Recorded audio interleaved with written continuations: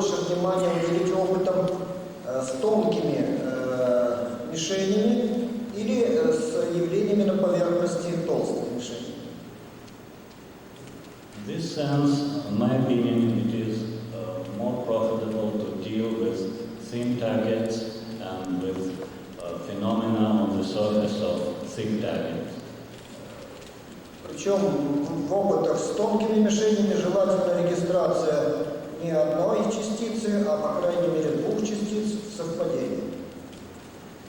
And in this kind of experiments, in thin target experiments, it is desirable to make measurements of coincidence experiments for two or more particles. Примерно в духе того, о чем говорил перед заключительным заседанием доктор Ким.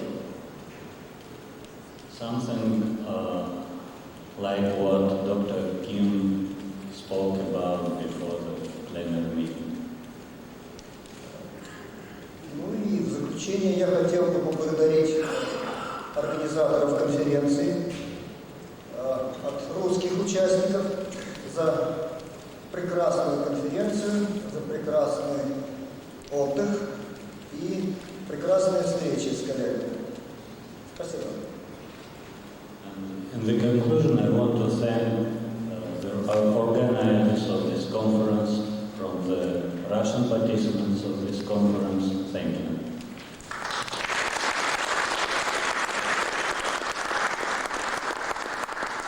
You notice I gave you a little more time because the translation is a problem. The next person is Peter Hagelstein.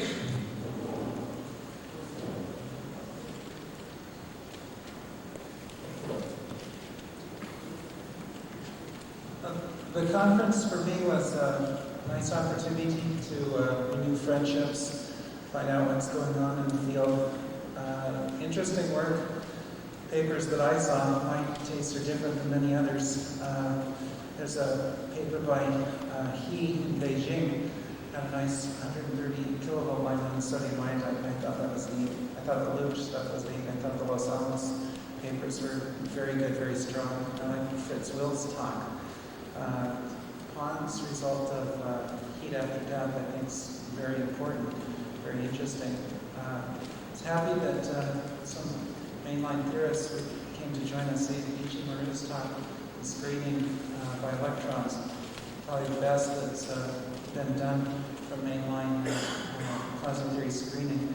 Jerry Hale's talk on nuclear, his ideas for shadow resonances and so forth. Very, very interesting, very provocative. I think some of the theorists are, in spite of excitement we had the other day, some of the theorists are actually moving towards common things. There's a little bit more dialogue, a little bit more ideas that are becoming common between the theorists. I'm very happy to see that. I was impressed by Kunimatsu's talk and the extensive, very interesting work at IMRA. The work that Ghazi presented on heat and helium-4 was really very interesting, and I look forward to seeing how that goes. It was a lot of fun to talk to Rico and Natoya and keep track of her very interesting results in heat and tritium. I think the field needs to focus in part on experimental confirmations of key experiments between now and the next conference. As I mentioned, we're trying to work with the Luch team to try to repeat this blue discharge experiment. I'm really happy to see Srinivasan and working with the SRI guys. I'm very pleased to see Tom Drogi here. I'm hoping that I can find somebody who can work with to get him some heat for his calorimeters. It'll be fun to see what happens between now and the coming year.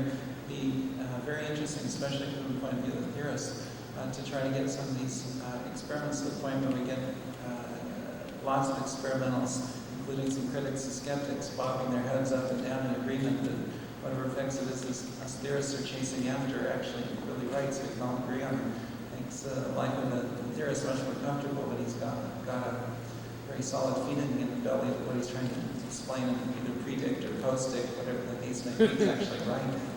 Thank you. And thank you for the conference organizers for putting on a wonderful conference. Thank you, Peter. We've got back another minute of our time. Next, Jan Kucherov speaking for himself.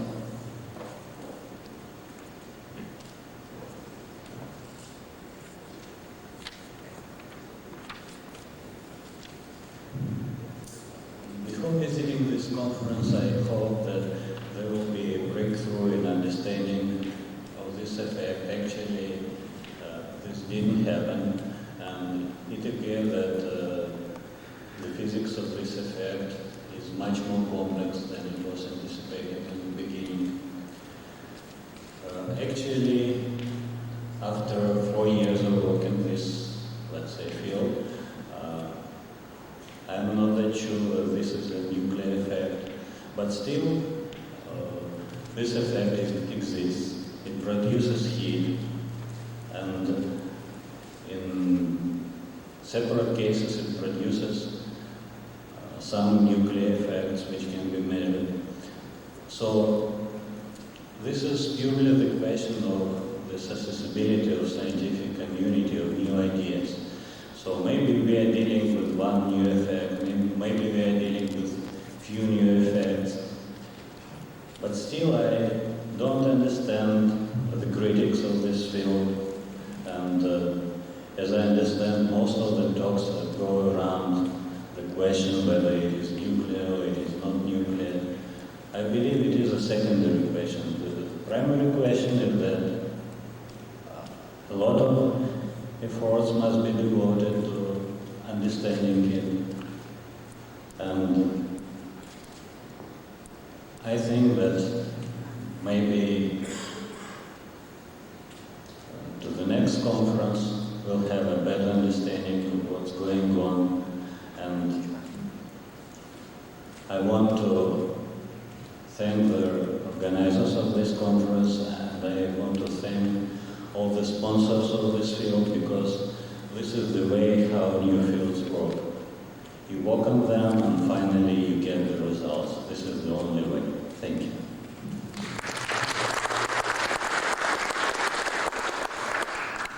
Thank you, Jan. This next will be Kieji Kunimatsu, to be followed by Douglas Morrison.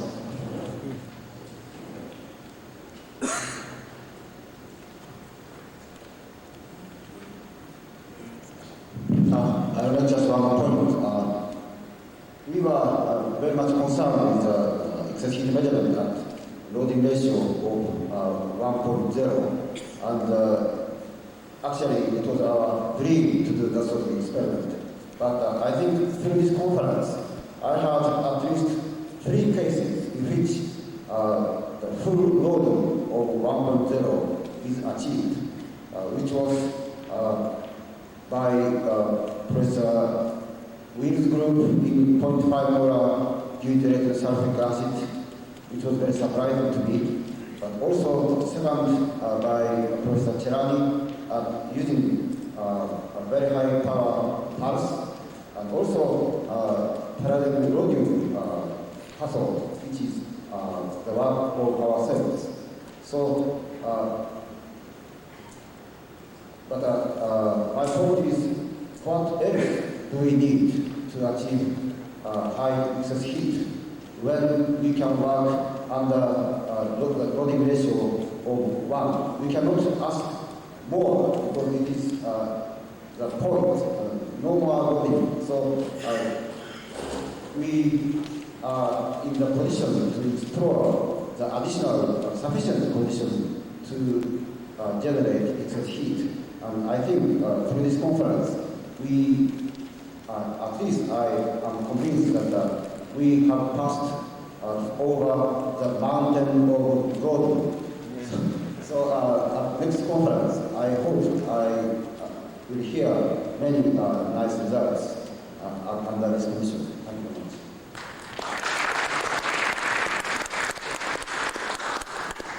Morrison wants to use the feedback machine, and next after him will be Richard Oriani.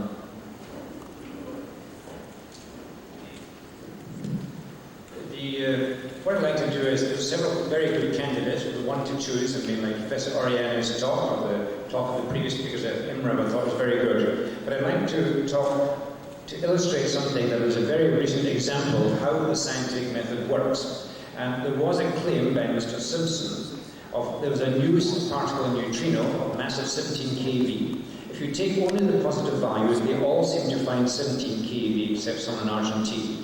This is the difference between the scientific and the legal method. The legal method, you select your sites, select only positive. The scientific method, you look at all facts. But on the other hand, if instead you try and look at all the data instead of only the positive ones, what you find is this. These are the main positive ones, and these are all the new ones. They are consistent with zero, and these are upper limits. And the upper limits are much less than all of these. This is what happens when you look at everything. Now, the people who had the positive result, Simpson there, said, well, these ones in red are all using kinetic fields, and therefore they're wrong. But on the other hand, they said, if there is a certain experiment done, which is not red, then we will change our mind. This experiment was done, and the 17 keV neutrino was not found. Therefore, they changed their mind. And what they did, this is because Nature asked me to write about this in the closing review, is that Andrew Hine, Nick Jelly, and Eric Norman then looked for mistakes in their experiment. Eric Norman in Berkeley found that he had two preamplifiers that had crosstalk, so he earthed them properly, grounded them well. Then he found, he ran for 3.5 months and he proved himself wrong.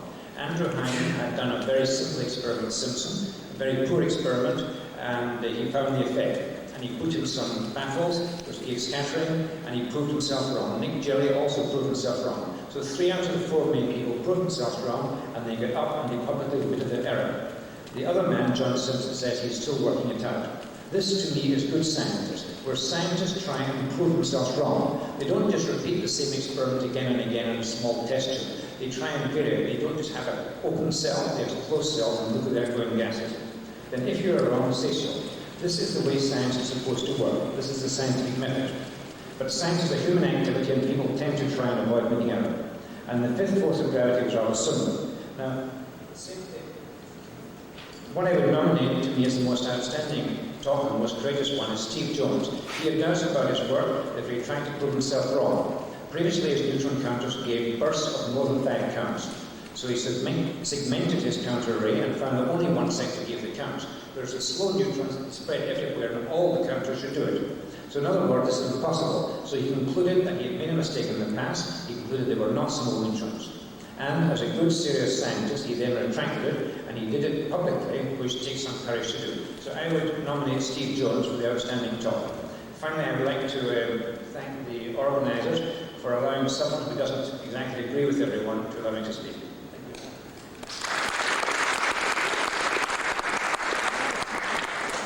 Richard Oriani is next, followed by Dr. Lee. Many of my favorites have already been mentioned. Dr. Gotzi's correspondence between helium-4 generation and heat. Dr. Kucherov's excellent work. So I will focus a little bit on some other topics. But first I must say that I think you all admit and agree with me that it's very hard in a meeting of this sort to be sure of all that one hears. It's much better to wait until papers are written and one can study these things in detail. But if I'm permitted a bit of optimism, I was very impressed with the work of Mitsuno, in which by passing a very small current through a ceramic, he's able to get a magnification factor, he says, of about 10 to the 4th. If true, this puts many of the rest of the methods out of work. I was also very happy to see the results of Russ George and Stringham on the use of acoustic, or I should say sonication, to develop excess power. One reason is because I thought of this myself a couple of years ago, never got around to doing it. And one might think that it's really microfusion, but I understand from Russ George that this is not the case because he does not observe the usual products that one expects from heat diffusion. But let me go on and say something else, namely that I'm very impressed with the openness among the participants of this conference, that everybody is sharing information, despite the big gains that we hope are down the road. I think this is the way to make progress because each of us is underfunded, most of us are underfunded, so that we can't do much work individually, so we must share ideas. So this is what I see, and I'm very happy. And I can't conclude without saying that one of the most important events was the announcement by Dr. Matsui of the Japanese institute. I'm hoping that will excite the American funding agencies to be more generous. Thank you. Thank you, Dr. Romani. Now, Lee, followed by Deborah Rawson.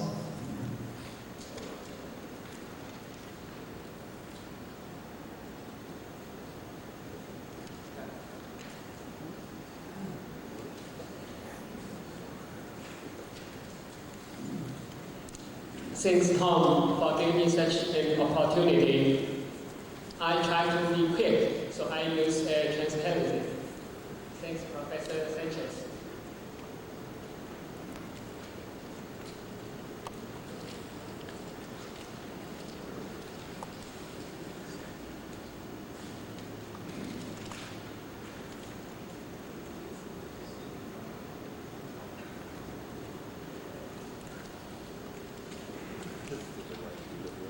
What's new?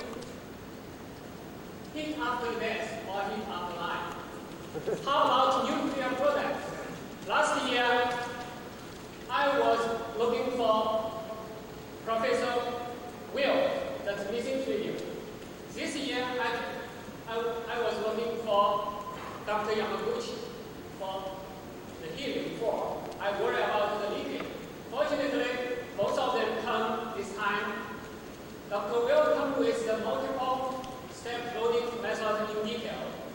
And Dr. Yamaguchi has been shipped to Iran. That's good news. And Dr. Golding come with the new clinic. It's good. And Dr. Myers come with better statistics. So both of them are confirmed. Last year in Nagoya, Professor Ikegami said, we were crossing the ridge from confirmation to analyzing. Now we are at other side of the ridge. How about analyzing? Now more people ask the question, why heat and clear must be nuclear heat? If fusion is possible, why fission not? I feel happy because I made a good recommendation to my government.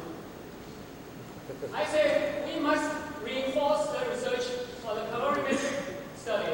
That's why Professor Zhang is here from the Academy of Science Institute of Chemistry. We are working also on the electrolysis of pressurized heavy water. Hopefully, we will have some results. At the same time, I said we should reorient the gas discharge experiment. Dr. Wang proved that the enormous high-energy neutron components is an accumulation of X-ray. So the anomaly of neutron disappeared, but comes with anomaly of X-ray. Why the X-ray is so high? Dr. He studied carefully about this X-ray or gamma ray. He found a special peak that's 130 keV unexpected. But Peter Hagerstein is happy about this peak. We are working on the theory, that's two-step model. We try to ask why maybe heat is a cause and the nuclear product is a result. So we proposing an experiment using uranium-238 for the enhancement of the spontaneous fission. Now talk about investment in my country. This year is about 20,000 yuan in Chinese dollar from National Science Foundation and from the State Commission for Science and Technology. What's the money for this? I give you a scale. That's the money goes. For the industrial research, we have 12 dragons, like the Volkswagen, the giant steel mill.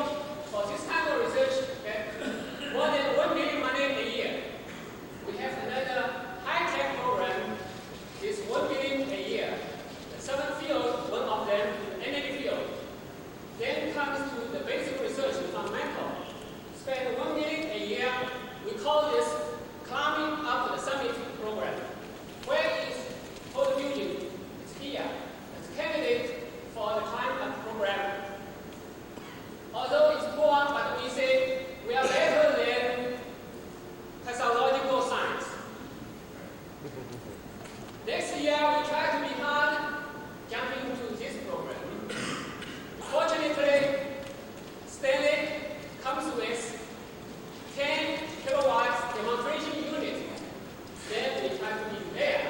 the high-tech program.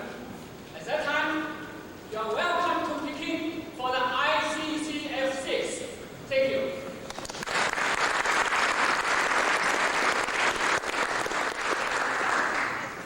Thank you, Dr. Lee. Dr. Rawlson, followed by Marco Skirmans. I realize a part of the panelists' purpose is to describe their view of the elephant, so I'll give you mine.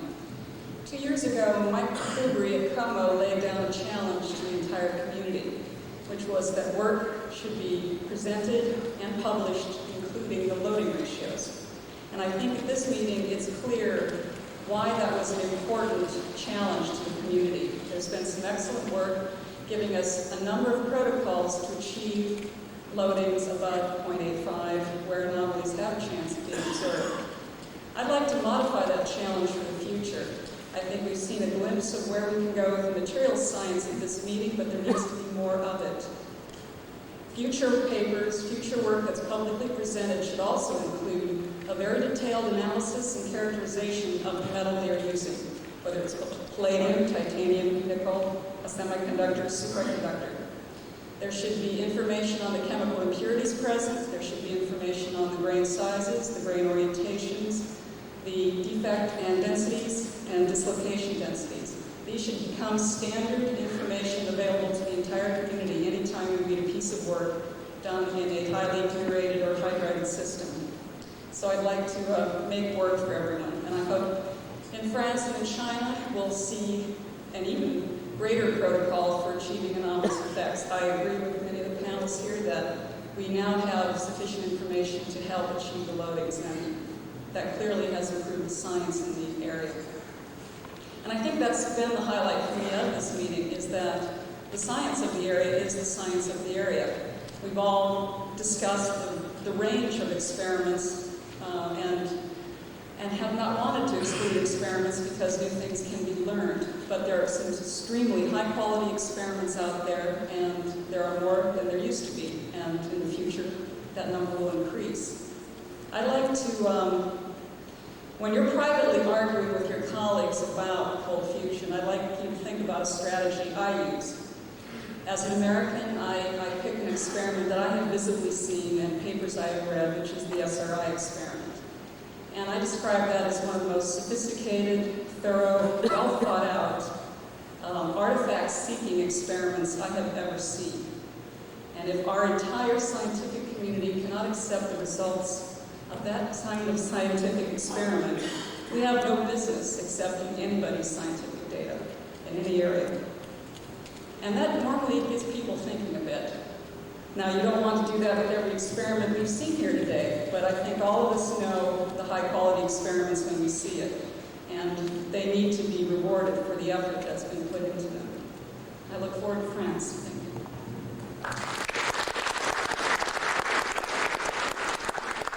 Franco Skirmans, followed by finally Chino Srinivasan.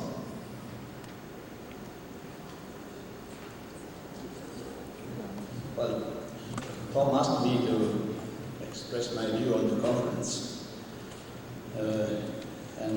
I singled out 3 points which seem to me quite relevant. The first one is the fact that we had some new trends, new results. There's been in particular an increasing evidence of heat excess measurements in light water experiments. And there's been evidence of heat excess measurements in gas loading experiments, and I refer in particular to the experiment of Dr. Kusher, which is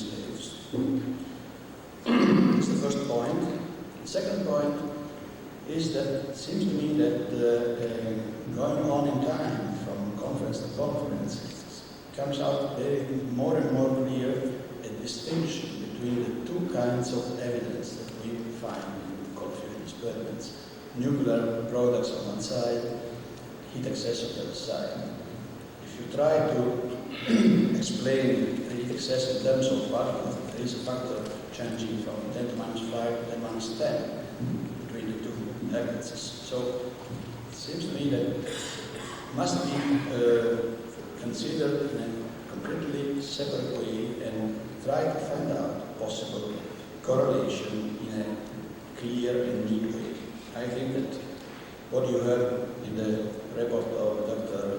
Bertolot about the project that we have just started, an experiment at the Gran Sasso Laboratory in collaboration between our group and the INFN group of Bologna, Professor Moroni, Bertino and Vitale, of putting together a cell which usually gives excess heat in one of the best neutron detector in a low background laboratory should be a clear answer, and it will be important whether it is positive or negative. The third point refers to the field in which there is the most research, which is measurement of heat excess in heavy water electrolysis, which also our group is working, as you know. But it seems to me that here one has to say the first thing is that there are now outstanding experiments in this field. Experiments which can hardly be questioned. I would like to quote all of them, but let me quote two which I witnessed also by visiting and by listening to the results, which are the results by Dr. Makuber's group in SRI and the result by Dr. Konimatsu at IMRA, Japan, in Sapporo. It seems to me that the quality of the research is so good that we can really accept the fact that heat excess in these experiments is a reality. Well, then, the second point on this third point is the fact that in this field we begin to see a correlation between experiment and interchange between experiment and theory. I must say that in spite of the very interesting talk by Mario Rabinovich yesterday, I'm a little fond of Giuliano Preparata theory, and I am for two reasons mostly.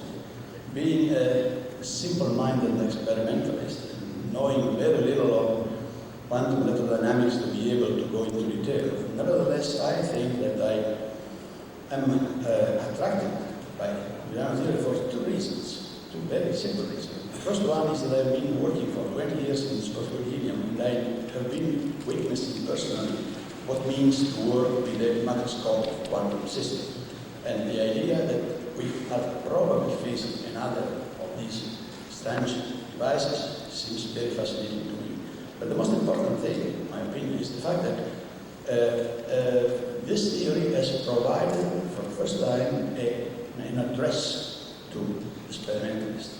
In fact, this year you have the suggestion of a threshold in DPD ratio, and this has been found important. You find the suggestion that helium-4 is the important ash, and now we are beginning to see evidence for helium-4, and this must be the next step, and what we'll probably see better in the future years. The third suggestion is the possibility of a gamma phase, the possible phase transition. Also, this should be investigated. So this year is providing an outline to work on for the future. Well, to conclude, it is very important to work with a scientific method, and this I agree with Dr. Morrison. And I think that the Italian community has shown kind of interesting approaches, starting from the particular type of cathode that we used in our experiment to the study of the surface of the cathode by X-rays presented by Roberto Felici, and the interaction with the group of Giuliano Mengoli, with the dynamics of helium. The last I want to say, the detection of helium-4 is becoming important, and we have heard by Guido Gili of the Daniele Gozzi group how big and how many pitfalls are in this detection. But I think that now we know how to proceed, and this is one of the tasks here in the future.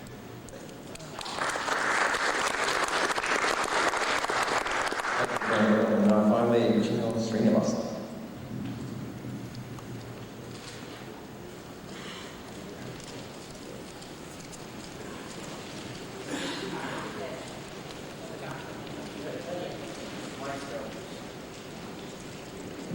I said to the names starting with S and R, obviously in the last and the titles. But then I have the last say in the matter again.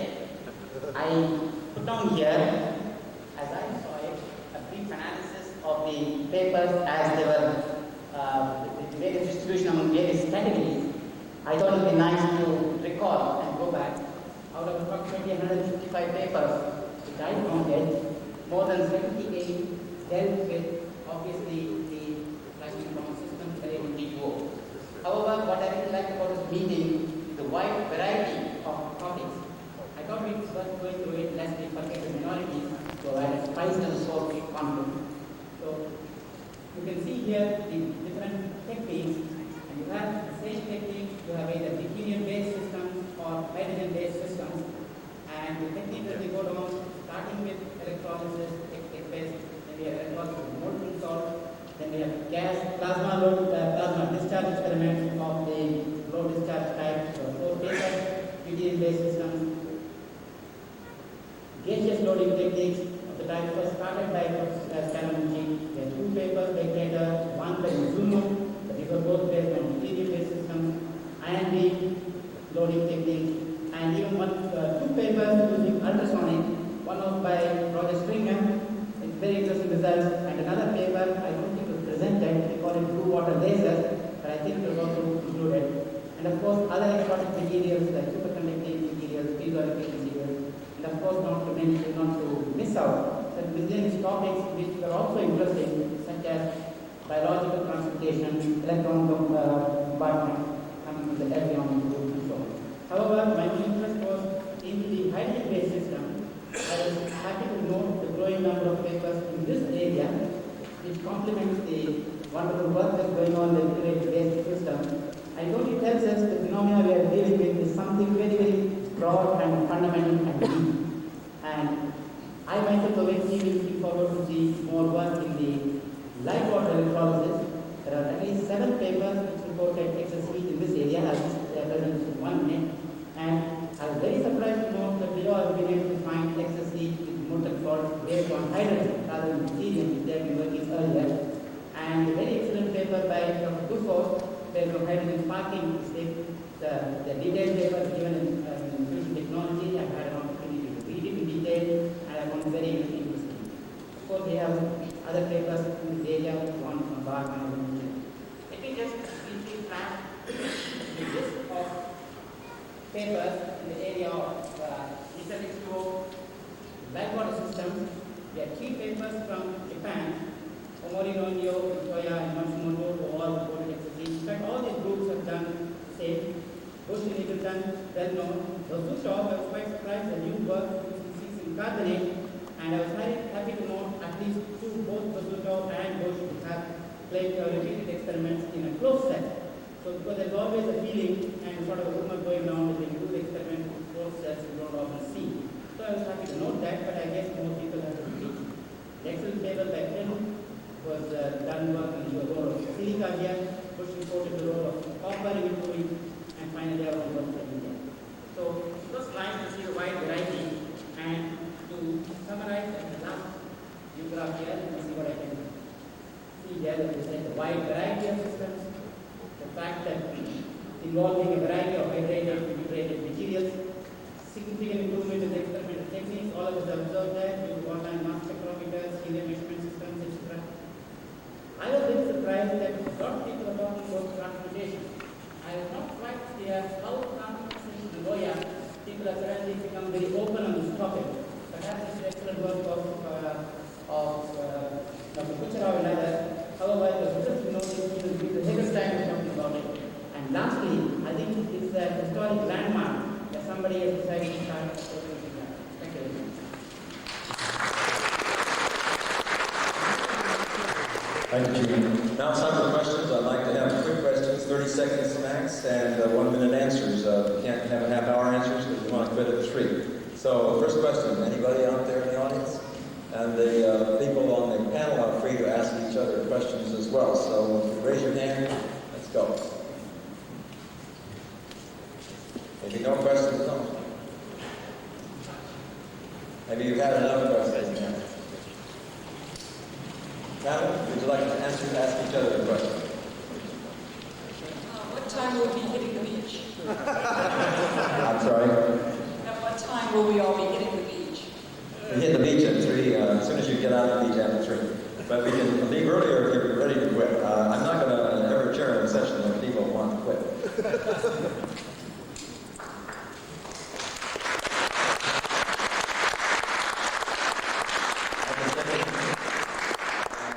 Thank all of you for participating, because organizing things like this isn't any fun if nobody comes. And if you've ever given a party when nobody showed up, you know how that feels. But I do appreciate each one of you who have contributed your time and energy. And the time that you spent preparing those papers, I think, far exceeded any time I spent and my colleagues in organizing. So thank you, and enjoy your trips home, and I look forward to the next one. Yes?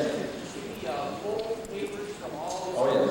Well, there's a little thing about having full papers to me on January the 7th, if you want to be in this un-peer-reviewed bound volume that everybody who came here gets. Later, we'll have those peer-reviewed ones showing up in the ANS technology, computer technology. Yes? But in all this hurry to go to the beach, I'm sure we don't want to forget to thank the organizer, the people who have taken the trouble to organize it, Mike Nicobas, Steve Kulfiga, and Tom Passer, who done a wonderful job in organizing the meeting. We don't want to forget them because of the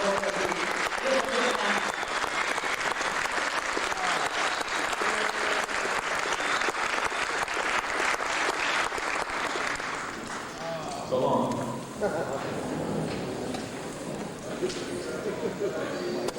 Using high H? Yep.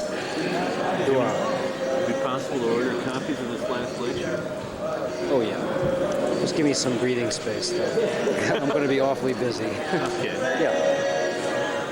Oh, they're doing that crazy Hawaiian music again.